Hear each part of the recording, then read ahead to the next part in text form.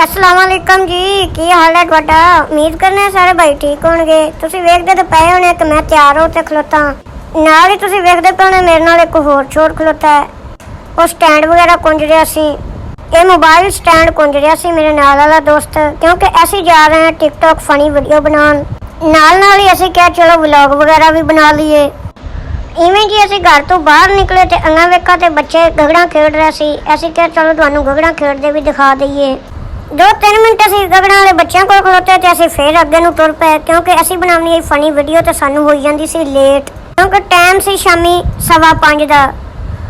ਖੈਰ ਜੀ ਅਸੀਂ ਜਲਦੀ ਨਾਲ ਆਪਦੀ ਪਹੁੰਚ ਗਏ ਬਾਹਰ ਲੋਕੇਸ਼ਨ ਤੇ, ਕਿਉਂਕਿ ਐਸੀ ਲੱਭਣੀ ਹੁੰਦੀ ਹੈ ਪਿੰਡ ਦੀ ਇੱਕ ਸਾਈਡ ਤੇ ਜਗ੍ਹਾ ਸਾਫ਼ ਜੀ, ਕਿਉਂਕਿ ਅਸੀਂ ਪਿੰਡ ਦੇ ਰਹਿਸ਼ੀ ਹਾਂ, ਦਿਹਾਤੀ ਲੋਕ ਹਾਂ। ਇੰਨੀ ਦੇਰ ਵਿੱਚ ਨਾਲ ਅਸੀਂ ਮੋਬਾਈਲ ਤੇ 2-4 ਡਰਾਮੇ ਲਾਏ ਡਾਊਨਲੋਡਿੰਗ ਤੇ ਅੱਗੇ ਨੂੰ ਤੁਰ ਪਏ। ਹਾਂਜੀ ਬਾਹਰ ਪਹੁੰਚ ਤੇ ਝਟਕੂ ਅਸੀਂ ਤੋਰਾ ਫੇਰਾ ਕੀਤਾ ਤੇ ਫਿਰ ਅਸੀਂ ਵੀਡੀਓ ਬਣਾਉਣ ਦਾ ਕੰਟੈਂਟ ਸੋਚਣ ਲੱਗ ਪਏ। ਖੈਰ ਜੀ 5 ਮਿੰਟ ਤੋਰਾ ਫੇਰਾ ਕਰਨ ਤੋਂ ਬਾਅਦ ਸਾਨੂੰ ਕੰਟੈਂਟ ਵੀ ਯਾਦ ਆ ਗਿਆ। ਆ ਵੇਖੋ ਜੀ ਅਸੀਂ ਟਾਲੀ ਤੇ ਪੁੱਠੇ ਸਿੱਧੇ ਪੰਗੇ ਲੈਣੇ ਸ਼ੁਰੂ ਕਰ ਦਿੱਤੇ। ਇਹ ਸਾਡਾ ਸੀ ਫਨੀ ਵੀਡੀਓ ਦਾ ਕੰਟੈਂਟ।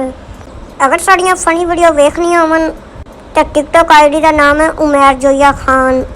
ਖੈਰ ਜੀ ਇੰਨੀ ਦੇਰ ਵਿੱਚ ਆਫ ਕੈਮਰੇ 'ਚ ਅਸੀਂ ਵੀਡੀਓ ਇੱਕ ਅੱਧੀ ਬਣਾ ਲਈਏ, ਇੱਕ ਅੱਧੀ ਹੋਰ ਬਣਾ ਰਹੇ ਹਾਂ। ਖੈਰ ਜੀ ਇੰਨੀ ਦੇਰ 'ਚ ਆਫ ਕੈਮਰਾ ਅਸੀਂ ਇੱਕ ਵੀਡੀਓ ਹੋਰ ਵੀ ਬਣਾ ਲਈ ਹੈ ਫਨੀ। ਇਹ ਕੋਈ 2-3 ਇੰਚ ਦੀ ਟਾਲੀ ਸੀ ਚੌੜੀ। ਅਸੀਂ ਇਹਦੇ ਉੱਤੇ ਖਲੋ ਕੇ ਨਾਲ ਵਲੌਗ ਬਣਾਉਂਦੇ ਰਹੇ ਤੇ ਨਾਲ ਅਸੀਂ ਝੂਟੇ ਮਾਟੇ ਲੈਂਦੇ ਰਹੇ। ਖੈਰ ਡਰ ਵੀ ਬਹੁਤ ਲੱਗਦਾ ਸੀ ਕਿ ਡੇਗੀ ਨਾ ਪਈ ਉੱਤੋਂ। ਇੰਨੀ ਦੇਰ ਤੋਂ ਬਾਅਦ ਜੀ ਆਫ ਕੈਮਰਾ ਅਸੀਂ ਵੀਡੀਓ ਬਣਾ ਕੇ ਵੀਡੀਓ ਕਰ ਰਹੇ ਹਾਂ ਕੰਪਲੀਟ ਤੇ ਹੁਣ ਤੁਰ ਪਏ ਅਸੀਂ ਘਰ ਨੂੰ, ਕਿਉਂਕਿ ਸ਼ਾਮ ਦਾ ਟਾਈਮ ਹੋ ਗਿਆ ਤੇ ਜਲਦੀ ਘਰ ਪਹੁੰਚ ਜਾਈਏ। ਹਾਂਜੀ ਅਸੀਂ ਪਹੁੰਚ ਗਏ ਇੰਨੀ ਦੇਰ ਵਿੱਚ ਘਰ। ਤੇ ਬਾਕੀ ਸਾਡੀ ਵੀਡੀਓ ਅੱਛੀ ਲੱਗੇ ਤਾਂ ਚੈਨਲ ਨੂੰ ਜ਼ਰੂਰ ਸਬਸਕ੍ਰਾਈਬ ਕਰ ਦੇਣਾ, ਕਿਉਂਕਿ ਜਲਦੀ ਆਪਣਾ 1000 ਸਬਸਕ੍ਰਾਈਬਰ ਪੂਰਾ ਕਰਵਾਓ ਤੇ ਫਿਰ ਆਪਾਂ ਵੀਡੀਓ ਅੱਛੀਆਂ ਬਣਾਇਆ ਕਰਾਂਗੇ। ਹਾਂਜੀ ਅਸੀਂ ਪਹੁੰਚ ਚੁੱਕੇ ਹਾਂ ਘਰ।